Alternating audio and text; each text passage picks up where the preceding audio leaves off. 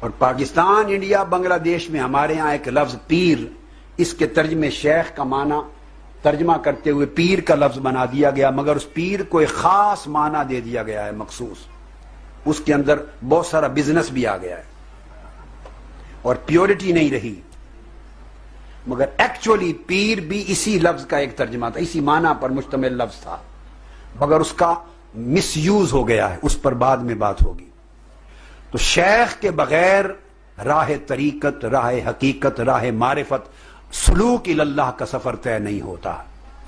استاد چاہیے جو یہ علم سکھائے، جو یہ فن سکھائے، جو مشق کرائے، جو تربیت کرے، جو انگلی پکڑ کے ساتھ لے کے چلے، حملہ ہو تو دفاع کرے، چھوٹے موٹے امراض ہوں تو امتیاز کرے اور علاج کرے۔ مگر اس کے لیے پہلی بات ذہن نشین کر لیں، آنکھوں کو اچھی طرح کھولیں دیکھنے کے لیے، کانوں کو پورے طور پہ کھولیں سننے کے لیے، دل و دماغ کو کھولیں سمجھنے کے لیے۔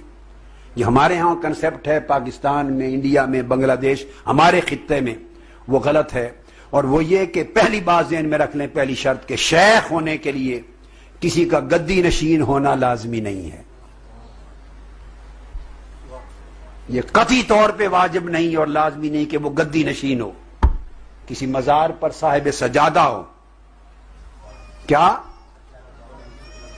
ہمارے ہاں سارا طریقت کا نظام اور شیخ اور مرید کا اور پیر و مرید کا نظام سجادہ نشینوں اور گدیوں کے ساتھ چل پڑا ہے، یہ ٹوٹلی گدی کا تصور تصوف کی اصول سے خارج ہے۔ جتنے اولیاء اللہ ہوئے اور صوفیاء، جتنے تاریخ میں جن کے مزارات ہیں، جن کے مزارات پر گدیاں بنی ہیں،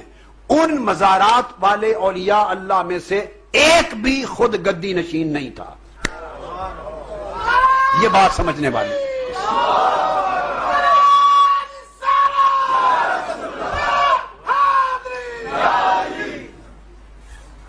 شیخ کے لیے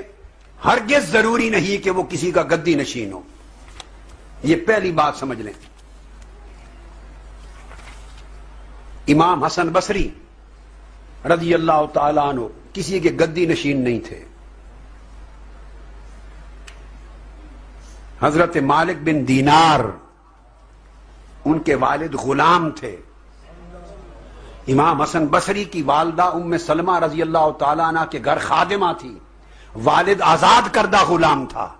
آزاد کردہ غلام تھے، غلاموں کے خاندان سے، وہ کسی کے گدی نشین نہ تھے۔ امام حسن بصری کل سلاسل، سلسلہ قادریہ اور سلسلہ چشتیہ امام حسن بصری کے ذریعے مولا علی شیر خدا کو جاتا ہے، تو پہلے ولی اللہ اور امام صوفیہ مولا علی شیر خدا کے بعد وہ کسی گدی والے، کوئی گدی والے نہ تھے۔ پھر حضرت حبیب عجمی کوئی گدی نشین نہ تھے، صرف امام حسن بصری کی صحبت کے فیضیاب تھے۔ حضرت ذوالنون مصری رضی اللہ تعالیٰ عنہ، حضرت ذوالنون مصری وہ کسی گدی کے سجادہ نشین نہ تھے، انہوں نے گدی نشین تو کیا ہونا تھا، خود بھی توبہ کر کے زندگی کے ایک مرحلے میں راہ حق پر آئے تھے، توبہ کر کے آئے تھے۔ حضرت ابراہیم بن ادہم گدی نشین نہ تھے، بادشاہوں کی اولاد تھے، اور روحانی بشارت پر توبہ کر کے راہ حق کے مسافر بن گئے تھے۔ حضرت فضیل ابن ایاز گدی نشین نہ تھے، وہ تو ڈاکو تھے اوائل حیات میں، اور لوگ ان کی ڈاکہ زنی کی شہرت سے ڈرتے تھے، ان راستوں سے گزرنے سے ڈرتے تھے، توبہ کر کے ڈاکو سے ولی ہو گئے۔ حضرت معروف کرخی رضی اللہ تعالیٰ عنہ کوئی گدی نشین نہ تھے، ان کے والدین دادا خود عیسائی تھے، مسیحی، عیسائی خاندان میں سے، مگر امام علی رضا کے ہاتھ پر توبہ کر کے راہ حق کا راستہ پا لیا، امام علی رضا کے ہاتھ پر توبہ کی اور راہ حق پا لیا، تو گدی کون سی تھی ان کے پاس، وہ تو عیسائیوں کی اولاد میں سے تھے۔ حضرت شیخ امام ابو الحسن سری السقطی بازار کے تاجر تھے، دکاندار تھے، تاجر تھے، کوئی گدی نہ تھی، کل اولیاء کے امام ہو گئے۔ حضرت بشر الحافی شراب خانے سے آ رہے ہیں، خدا کے نام کی عزت کی تکریم کی، رات کو بشارت ہوئی تو نے میرے نام کو بلند کیا، میں نے تجھے بلند کر دیا۔ تو بھٹکے ہوئے راہ سے آئے، کوئی گدی نہ تھی، اللہ کی راہ پر آئے تو بشر الحافی امام اولیاء بن گئے۔ میں بنیادی کنسپٹ ایک دے رہا ہوں، حضرت شقیق بلخی، وہ بھی توبہ، ایک کتے کا واقعہ ہوا کسی بادشاہ کا، اس کے سپرد کیا، اسی سے راہ ہدایت مل گئی، توبہ کر کے ولایت کی راہ پہ چل پڑے۔ حضرت با یزید بستامی رضی اللہ تعالیٰ عنہ، سلسلہ نقشبندیہ میں نام آئے ہیں، کوئی گدی نشین نہ تھے، ان کے جد دادا مجوسی تھے، آتش پرست تھے، امام جعفر صادق کی صحبتوں میں رہے اور راہ ہدایت پا کر توبہ کر کے اہل اللہ میں شامل ہو گئے۔ حضرت حاتم اصم شقیق بلخی کے شاگرد، خراسان کے مشائخ میں کوئی گدی نشین نہ تھے۔ حضرت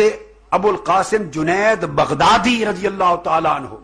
ان کے والد شیشے کا کاروبار تھا، کوئی گدی نہ تھی، عام لوگوں کے خاندان میں سے تھے، توبہ کی، راہ حق پر آئے اور اولیاء کے صوفیاء کے سرتاج بن گئے۔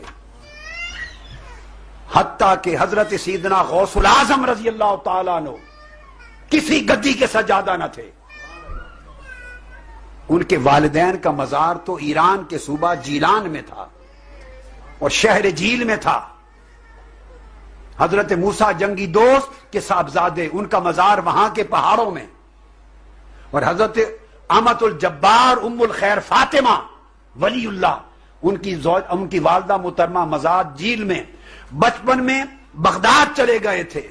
جنگلوں میں فاقے ریاستیں مجاہدے کر کے حضرت حماس دباس کی صحبتیں اور حضرت ابو سعید المبارک المخرمی کی صحبتیں اور دیگر اساتذہ اولیاء کی صحبتوں سے مقام پر پہنچے۔ درست العلم حتی صرت قطبا ونلت السعد من مولا الموالی، میں نے علم کی منزلوں میں ریاستیں کی، مجاہدے کیے، علم کے درجے طے کرتا کرتا قطب اور غوث اعظم کے مقام تک جا پہنچا۔ تو حضور غوث پاک کی بغداد میں کوئی گدی نہ تھی، بغداد میں کوئی گدی نہ تھی۔ حضور داتا گنج بخش علی حجویری رضی اللہ تعالیٰ عنہ،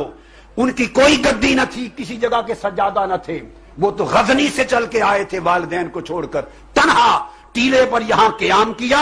اور پھر خلق خدا کے دل بدلے، اور حضور داتا گنج بخش سے آغاز ہو گیا آگے سلسلہ رشد و ہدایت کا، جہاں خواجہ ہند سرکار معین الدین اجمیری جیسے اولیاءوں کے امام وہ آ کے چلے کرتے رہے، یہ کوئی گدی نشین نہ تھے۔ حضرت شیخ شہاب الدین سہروردی خود کوئی گدی نشین نہ تھے۔ حضرت خواجہ معین الدین چشتی اجمیری رضی اللہ تعالیٰ عنہ کوئی گدی نشین نہ تھے، وہ تو سنجر سے آ کر ہند کی سرزمین دیار کفر میں آباد ہوئے تھے، اجمیر میں کوئی گدی نہ تھی۔ حضرت خواجہ قطب الدین بختیار کاکی کی کوئی گدی نہ تھی، حضرت بابا فرید الدین گنج شکر کی کوئی گدی نہ تھی، حضرت خواجہ نظام الدین اولیاء کی کوئی گدی نہ تھی۔ ان میں سے تو کوئی وسط ایشیا سے آیا تھا، کوئی ترکستان سے آیا تھا، ان کی زبانیں بھی اور تھیں۔ خواجہ اجمیر کا فیض پایا، حضرت قطب الدین بختیار کاکی کا فیض پایا، بابا فرید کا فیض پایا اور چشمہ ولایت کے سرتاج بن گئے، امام بن گئے۔